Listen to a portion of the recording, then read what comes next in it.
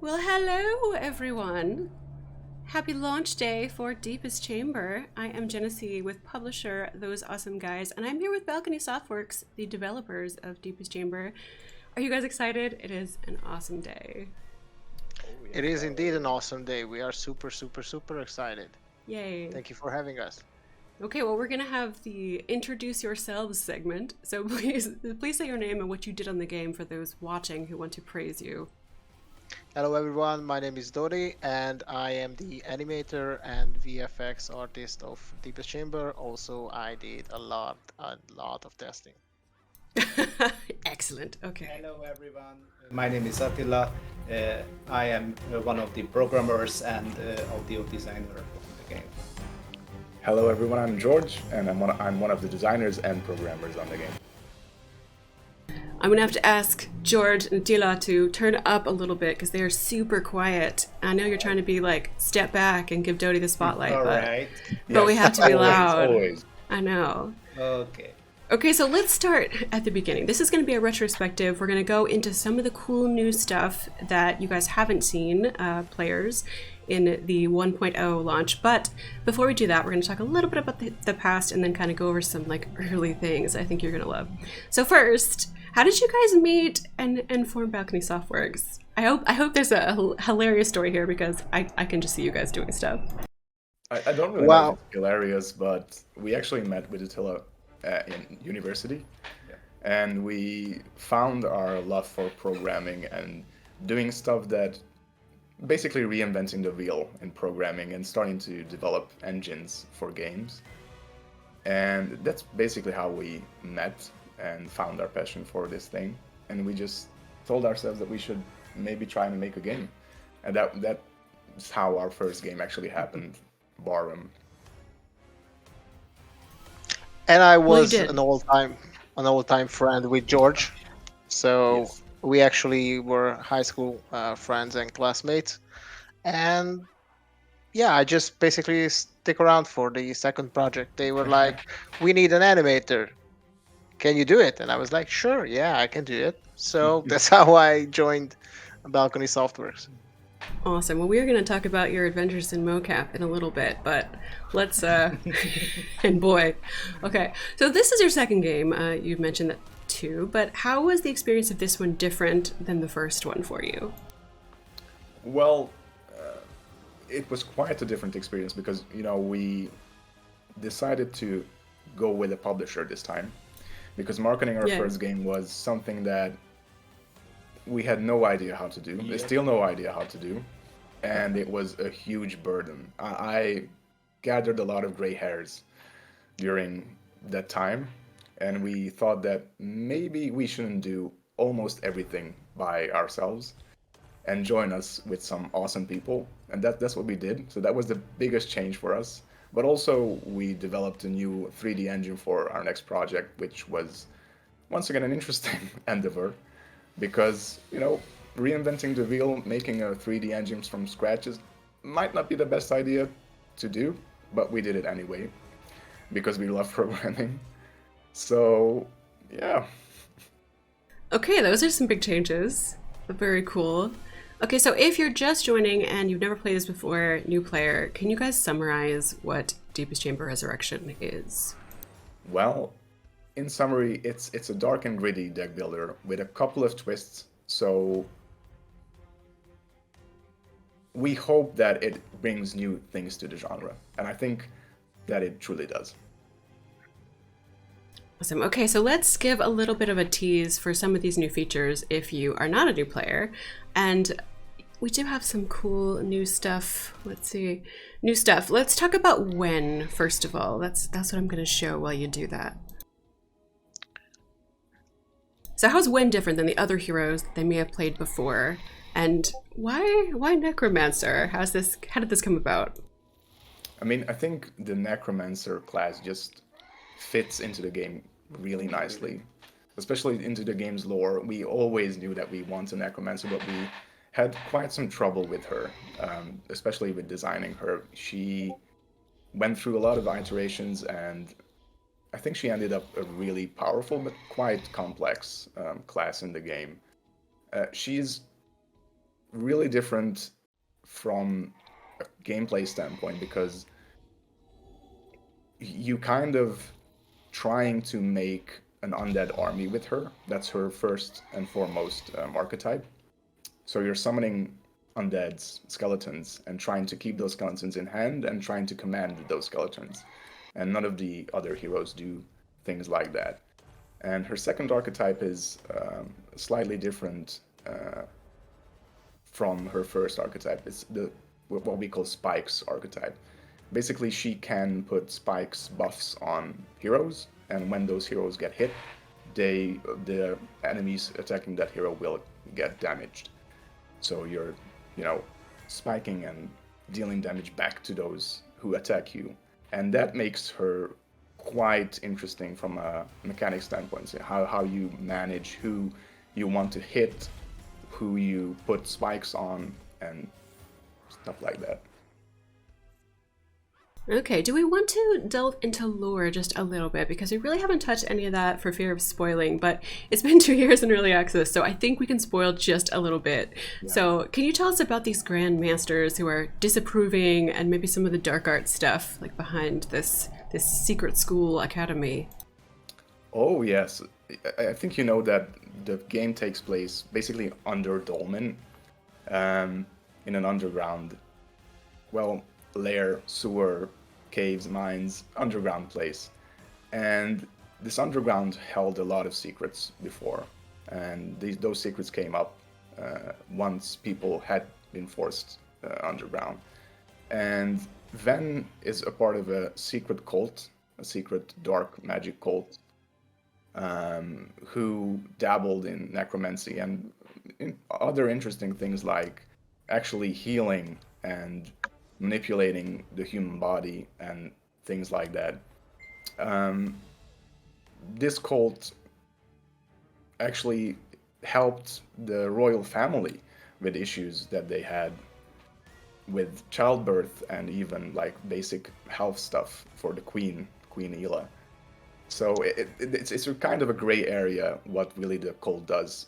They do dark and evil things, but they also do interesting and new type of healing things to help out people.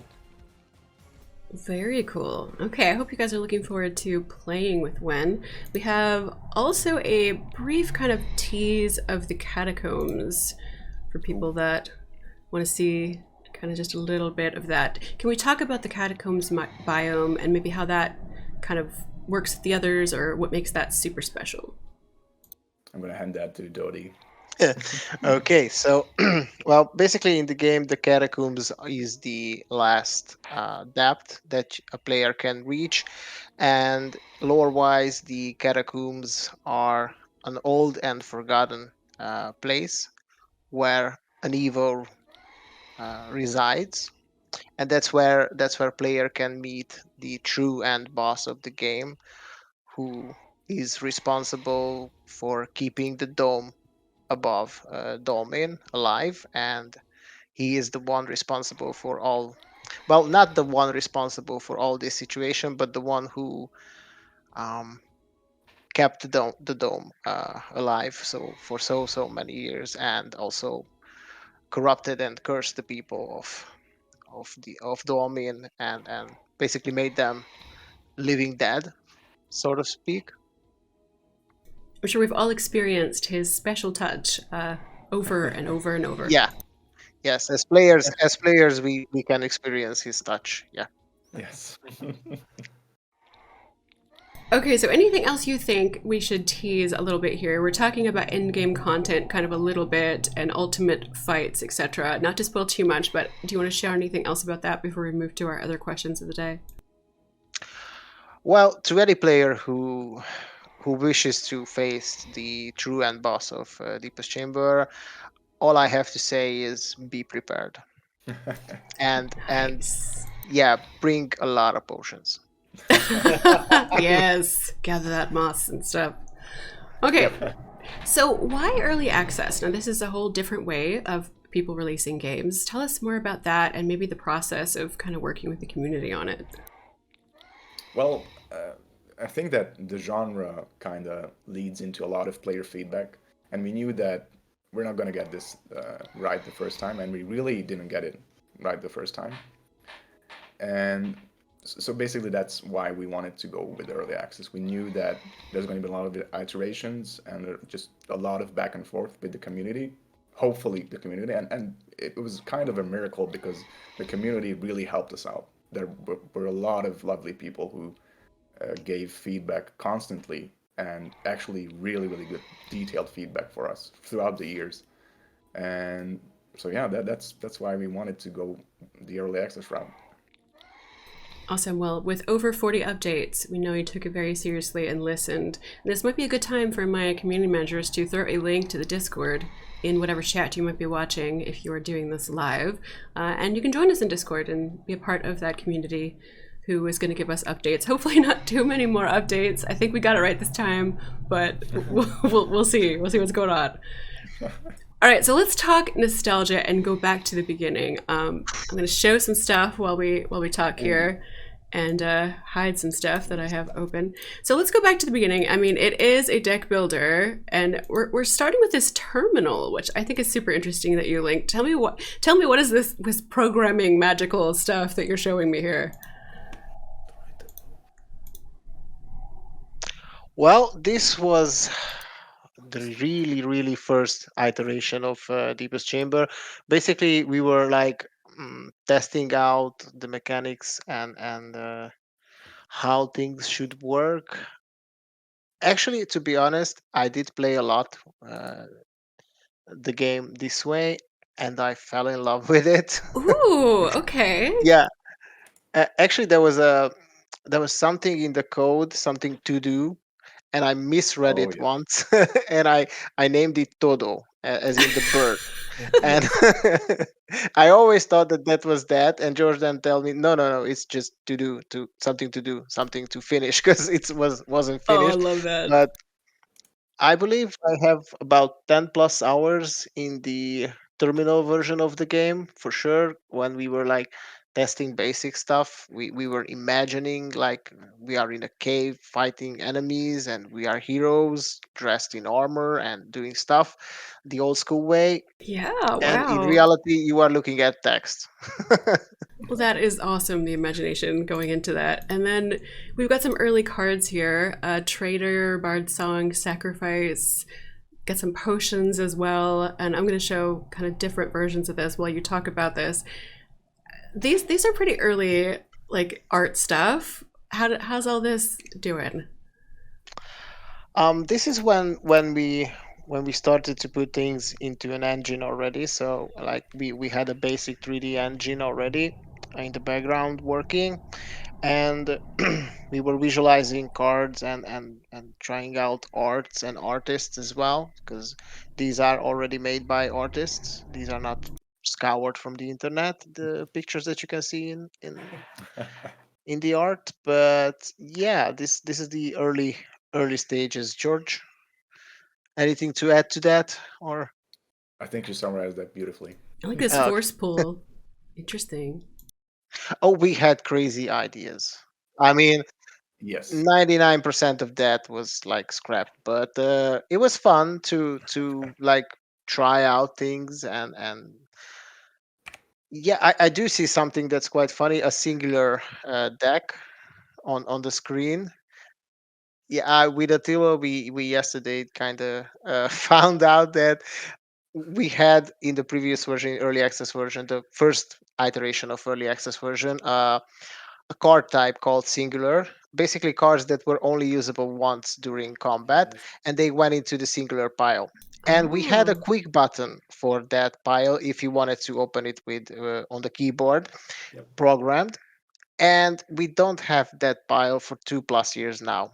But the quick button is still in the menu, or was until this Was in the morning menu. in the Yeah. menu, Oh, this and morning, that huh? was Yes. yeah, and there was a key binding for that, and for 2+ years, none of us noticed it.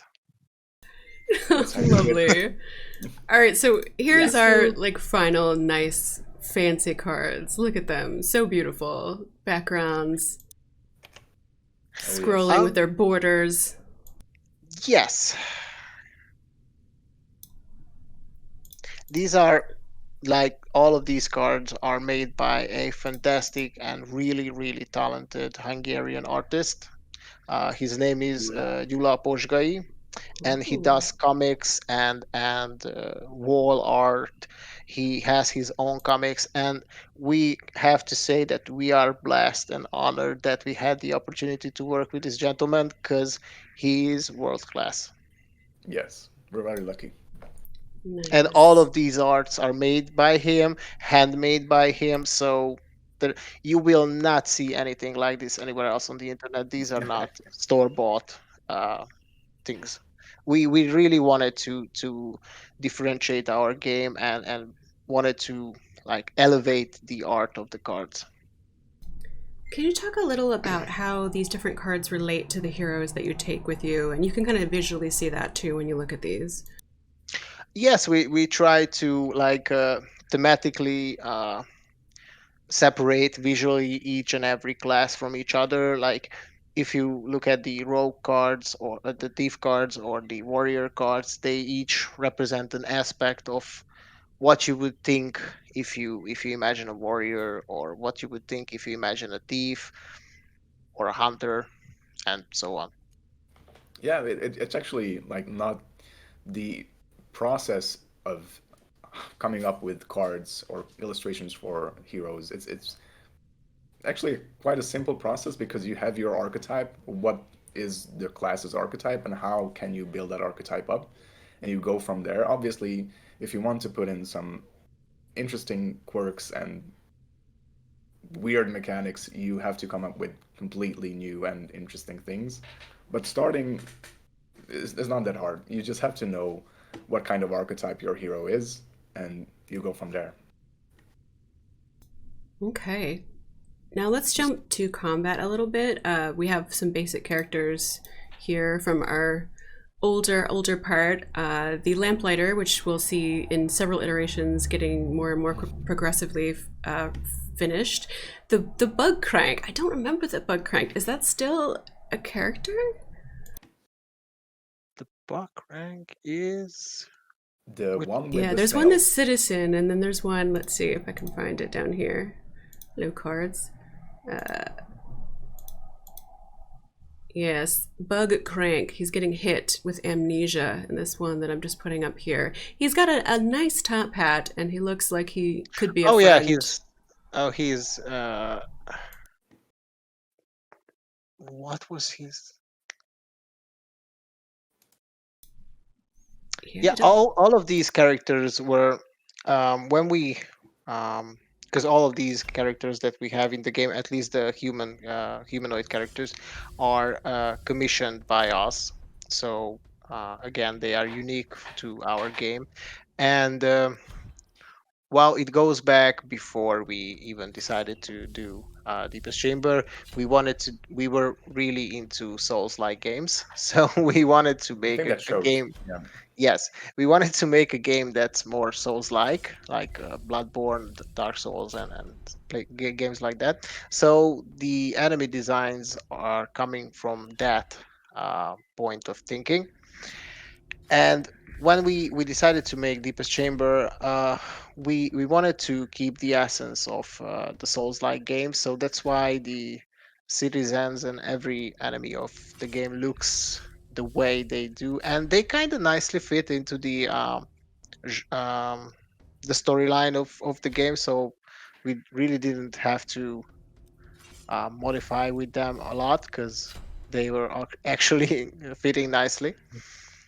But yeah, over the 2 years of early access, many of them changed quite drastically. So yeah, we did have to change many things, and group compositions, enemy types, if they come up alone or if they are in a party against the group that the player plays.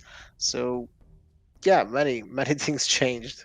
We are seeing really early footage Yep, here. yeah. yep. Look at the That's UI. Oh yes, and the interval damages that oh there's an yeah, that interesting was twist on things. Yeah. Yeah. even I love the map. Like you have a menu and you have a few buttons and you just press Yeah. We something. came a long way. hopefully.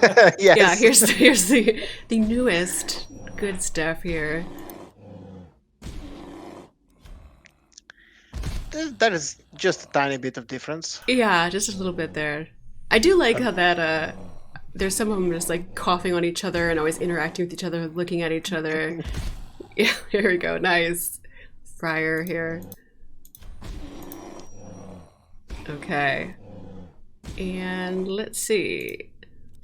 Now, the enemy types you talked about, we do have a lot of humanoid here, but we also have some unusual, different types of things, bugs as well. And I'm showing one of our rum here, just because rum is my favorite, so I'm just going to show that here. But can you talk about the ones that are not humanoid and kind of how you picked, and also Sure. bugs? Why bugs? They fit into the aesthetic of the game, and also lore-wise, they fit nicely into the game. But at first, when we had the first version of early access, we had only humanoid types of enemy, and that was mostly because of me, because I was familiar with motion capture. By the way, all the humanoid characters are made by motion capture, and by yours truly. I am the actor behind all of their movements, so yeah, that's kind of me running around there and dying and face planting into the concrete and stuff like that. So yeah, that was me. But so basically, when we made the game first, we were thinking of how can we fastly iterate on enemies and animations and things like that, and that's why we chose motion capture. Plus, I was already familiar with the motion capture techniques, and we had the hardware for motion capture. But over the years, after coming out to early access, we did receive a lot of feedback from players that it's all nice and good that we have humanoids, but where are the rest of the enemies? So it's kind of boring Yeah. just to fight against humanoids. And we were like, sure. So I quickly uh, caught up on speed how to animate by hand, which was a different experience than animating motion capture. Wow. But yeah, it had to be made. So yeah, that's why we actually had. Plus, it fits the genre of, I mean, the aesthetics of the game, and it makes it more interesting. It's not so boring that you all the time you fight just humanoid with a cylinder hat, humanoid with a big hat, a fat one, a skinny one. So yeah, It sounds like no pressure for you. Like Oh, just no. just get good animating all types of creatures. well, we loved the Souls-like games, and what's the motto of the Souls-like games? Get good. So we did. There you go. There you go. Yep. Now I see why this Awesome. rum hit was like important to add into the trailer. You're like, I'm so proud of when he hits the ground. We're gonna show it off. Nice. Oh, I mean, like Attila could say how many times we were like, because Attila was helping me out in the beginning with motion capture a lot, and there were times when, at first, we started doing motion capture at home. We didn't have a place to do motion capture, and not many households have mattresses at home like this thick for the ground. So at first we were like using carpets and things like that to cushion my fall if I had to animate a death or some falling. And let me just say that it doesn't cushion too much. No, So brush you burns. kind of feel the impact. But it was fun. It was fun. Yeah. Okay, let's talk about Her Majesty here. Let me scroll down, and I have an older picture of Queen Ella. I call her Queen Ella, however you want to say. Little Rihanna for you there. Yeah, she is very striking. I think everyone remembers her. So obviously, a little different than maybe some of the early lore stuff. Can you tell more about her story? She's not having children right now. Let's just say that. Yes, yes, yes. I mean, I Oh, hope you're not. You're showing a really, really early screenshot of her. Yeah, she is basically a very, very important person in the lore. She had serious health issues and issues with childbirth, and that really didn't help her relationship with the king. And she comes from a really, really religious family, and the king, King Baruch, does not. And that was also a weird like disconnect between them. But her issues with health actually were heightened, or how do you say, were worsened when she actually married Baruch, and they had to somehow figure out how to heal her and make her whole again. And that's where actually Wen's dark necromancy and Ingward's blood magic comes into play. Other NPCs in the game tried to heal her and help her out with not so much success. Eventually, she died and remained dead. She didn't resurrect. She is an undead now, and that's pretty much her story. Got you. Well, there's a lot of tragic tales in this game. That is certainly one of them. All right, well, let's go to the map here. I'm gonna skip down because obviously you got to travel around and as a character. So this is a really early version of the map. I do like the movement of how you go kind of right and left. It's a little Pac-Man there. It's kind of cute. Yes. This is already advanced map. Our first iteration of the map was shown in a previous pictures, but basically there were just a menu, and you had a few choices of chamber this, chamber that, 3 types or 4 types of chamber, and basically you didn't have a map because at first we were like, why would anyone need a map? I mean, it's so obvious you are going to go to a chamber. Why go all the hassle of showing and things like that? It's quicker and easier for the players to just click somewhere and it's obvious where they are going. Um, yeah, it's visually not pleasing, so it doesn't help the game. So the map that we are showing right now is the live version, I believe, but the previous one is, yeah, the first iteration of the map, where we were like, yeah, we kind of need something to show off the characters and also their destination and their pathing and things like that. So yeah, we realized that we do need something to We realized move. that we kind of need an actual map. Yeah, we do. It's nice. It gives you some agency. I feel like, okay, which direction do I get to go? I sort of choose my fate in a little bit of a way. Yes, it does help to just have a map, and you can plan out your route and see what's in front of you, what you have to face, and things like that, instead of having 4 words in front of you that each one says chamber. Exactly. Yeah. Now talking a little bit about that kind of player agency, was the original restart battle option like early on something that you wanted to do, or was that a player requested feature? I believe that was a player requested feature, because we didn't have, or we weren't even thinking of having a restart option or a The get good retry option. mentality. Yeah, we didn't, because we were like, well, you died, so yeah, you have to start all over. But that's not something that players really enjoy. There would have Especially if been they an put in. update, like someone would have Steamworks begged for that if you did not do it. Yes. Yeah, we actually received feedback that it would be nice if, let's say, you are an hour and a half into the game and you end up misplaying something on the, let's say, last boss, and you die, and all of your 1.5 hours of run didn't just go to waste. So Yes. yeah, that's one of the reasons. Basically, player feedback is the reason we have retries. Excellent. Good suggestion, players. I love it. Really good. Yes. Okay, let's talk a little bit about, we're going to get into you're falling on mattresses, etc. But here's our models, like some early stuff. Here's the blacksmith, and I think the glutton is also in here. So we'll talk like about this and then show them in game for people. Sure. Oh yeah, this video is like the very first video we made of the characters once we received them. Like, yeah, we were super happy that, oh my god, we have our 3D models. They look nice though. Even if this Yeah, is early. I mean, they are. I mean, the what you see right here is actually what they ended up being. So once we received them, we approved, and that's that. So the characters are done since 2020, I believe, 2019, Earlier. earlier And 2018. yes. Okay, so the characters, the ones that we commissioned, are done basically by 2018.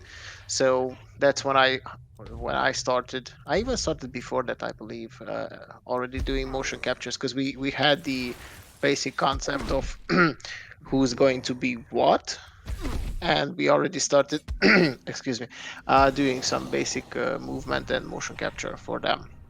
Obviously, once we received the final models and we decided on what weapons they are going to have and what abilities, give or take, they are going to do, that's when we come up with the final motion captures and test screens, and that's when we started doing the animation. But I believe by 2020 we had the majority of the animations done. Yep, Yep. at least those that are motion captured. Nice. Okay, so let's see some of this early. I think this is an early model, and then we'll see you doing some movement stuff here. Did you do the Macarena? Like what? Yeah, we were trying out the the. I believe this is one of the first captures where we tried out the 3D the motion capture setup of if everything is working correctly, and that's why I'm like dancing You around. got some moves there. Moves. Yep, thank you. Is that in the game? I hope it is. No, it's not in the game. I don't even know No, if I'm sad the right if now. the file existed or not, but I do remember that we were fooling around with Attila a lot in the beginnings, like Now testing. this picture, I Oh don't even yes, know what's happening here. My favorite. there's actually yes. This looks kind of misleading. Um, it is not what I it am happy. appears to be. It is not what it appears to be. There is an enemy in the game called the Legless. It's a female character that doesn't have legs, obviously. Okay, now I see it. So this is one of the pictures of the motion capture that we were doing with Attila for the legless. And basically, Attila had to hold down my legs because Yeah. I wasn't able to like move around and act like I don't have legs, because I always kept using my legs to move around and things like that. So Attila had to stand behind me and firmly grip my legs to the ground and like push them to the ground so that I was unable to move with my legs and I just think using my hands. the second iteration of this was when you actually had weights on your Oh legs. yeah, yeah, Yeah. yeah. We ended up Kettlebells. realizing that it's yeah we ended up using kettlebells for as a weight strapped to my legs, so that Attila didn't have to like kneel behind me, and if Sadly. anybody was like watching us, they would You're have outside with the questions. mattress? Like in your What? backyard? Where was this mattress? Just like Oh yeah, outside? no. At this point, we were able to secure a motion capture location. Actually, it was a fencing arena in Debrecen, and they were kind enough to let us use the fencing arena after hours when they were not teaching fencing or didn't have any um, sports activities. So that's where we did most of the motion captures. Okay, nice. Well, now we'll reflect on the feelings portion. So, if you had to look back on these last 2 years, seems like a long time. What was your favorite part of development, like individually? Like none of it. None of it was favorite. We're Programming. done. No, everything. I Programming. mean, so many. So the guys enjoyed programming. I mean, I know I for a love it. fact that the best part for them was the quiet, the peace, and blasting of music and just programming away. For me, it was uh, bringing the characters alive, because I mean, it felt so nice that one at first we were like exchanging ideas of what this enemy should be doing, and then I was showing to the guys camera captures of me acting like that enemy, and then they were like, yeah, this looks good, so let's do it. I did it, then I brought it back, we did the animation, and I got what I wanted. So for me, that was the best part. And obviously testing, even though sometimes it was Test a lot. boring to play everything for the 10,355 time, but it had to be done. So yeah. By the way, I have 1,000 hours in the game on Nice. Steam. There better be an achievement for that. Should be better. Should be. It's called the Dota. Maybe. For me, actually, you know how the first version of early access went. People told us that we are not on the right track, and we should go back to the drawing board. And after a couple of months, we realized that we have to basically do everything again from scratch, from a game design and just core gameplay aspect. And for me, the best part was when we actually finally got the unique mechanics and unique design that we needed to build up the new game. And it was a big relief to actually have something that is unique and it actually works. So yeah, for me that was the best moment. He's not gonna say. Okay, so now it's story time. Do you guys have like anything that sticks out as like a fun story other than, you know, holding down Tony's legs to record this stuff? I'm sure there are several things like this that we are endlessly curious about. You have to tell us. Whew. Let's see. Also, why, George? All I see, like, you guys don't know, but in Discord, all we see all the time is just George doing this constantly. Like, little gif of Oh George. yeah.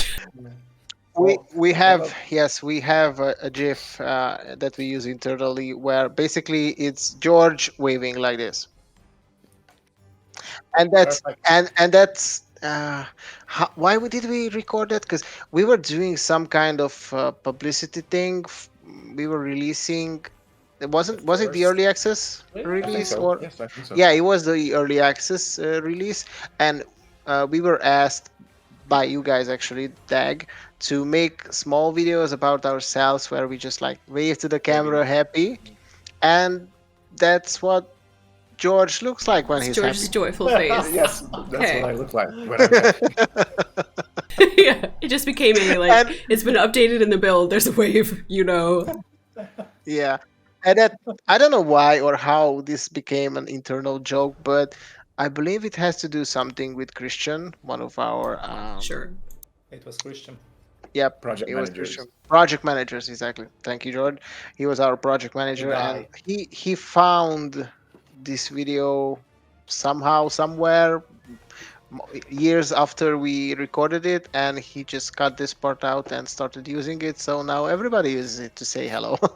You are Discord famous, George. Yes. Yeah, he is. And once it gets out to the public, you will be world famous. Well, there you Everyone go. will use it. I mean, obviously, everyone will use it. It's so good. Hey, well, Luca, into the Discord it goes right now. Cool. All right, any other stories you want to share before we move to like how you're feeling now? Guys, Call. I mean, we have so many. And yet I cannot come up with a one. It's that time where everybody's just brain dead because they've been working all week and it's Yeah, just like that. I do remember fun times when we used to stream on a weekly basis, and there was a few guys from the community that were always actively watching us, and we come up with a nickname like Deepest Dodi and Deepest Nasser and other people who beat the game in the hardest difficulty back then, and we were like racing who can do it faster. So yeah, that was fun. There was were a fun. lot of moments with the community, actually. We had a lot of back and forth privately Oh, yeah. with a couple of players on game mechanics, balancing, and just general gameplay. That was really, really helpful and really fun to do. And it was a huge privilege to have those people help us out. Yep. Awesome. I enjoyed the peacock. Like, it just tickled me, that stream. Every time you say something, in the background. Oh, the peacock. Yes, yes. Yes, that was a fun video that we did. It was actually, I live on the countryside, and we do have a couple of farm animals, smaller ones like chickens and peacocks and things like that. And once we were doing like gameplay video and a small interview with me, or just generally talking about the game, that was the mating season for the peacock. And there is one, we have 10, but there is one that roams the whole garden freely. He is the oldest, and during that season he is shouting all day long, and there is just We are absolutely listening no it point. every day.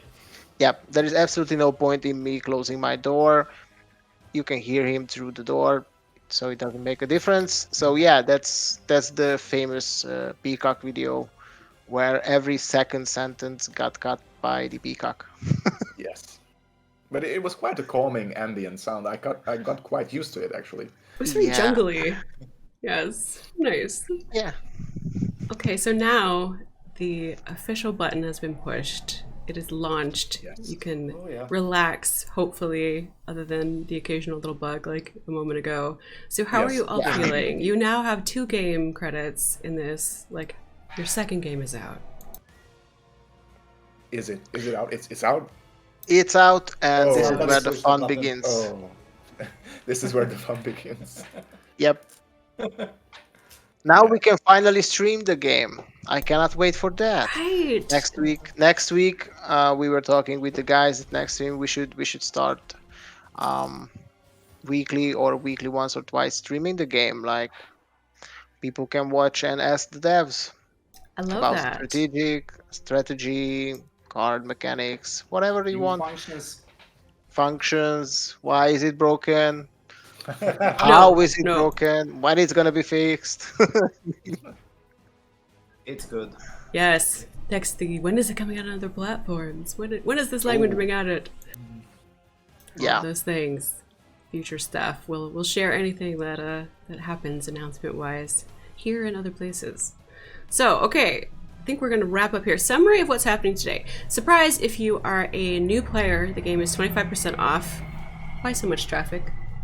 Sorry. It is on Steam. It is coming to Epic with the discount. It is on Epic now, but I think the 28th is when that discount comes. So if you are planning to purchase it on Epic, just wait a few days and then you can do that with the discount. We also have some interesting news coming later this week and a fun bundle with some of our very favorite games that are roguelikes, which we'll announce probably Wednesday, which is tomorrow. So stay tuned for that. And features. We're going to look at our new stuff just one more time here. Catacombs. You want to discover the new biome area here. I'll show that. And when, I think people will enjoy trying out and see that. So, okay. She's going to be a fan favorite.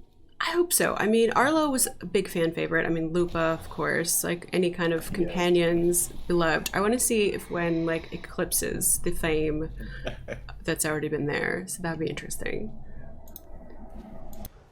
Okay, so any last thoughts you have on our launch day live stream from the developers? We're gonna sleep at least 8 hours. For at least 8 hours. Yes, life goals.